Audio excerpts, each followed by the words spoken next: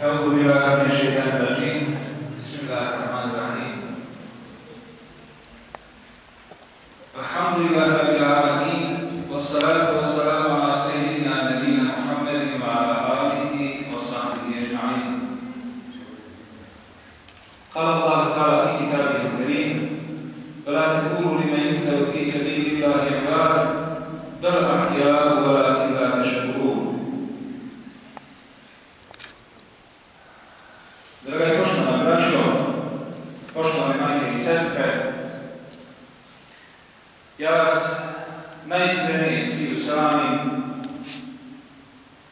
a posebno selamim majke, očeve, porodice i djecu naših šehida.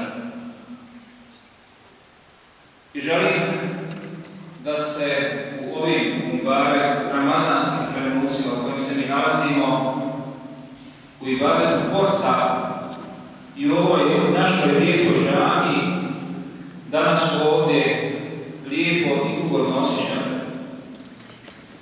Došli smo danas ovdje kao i svakog 14.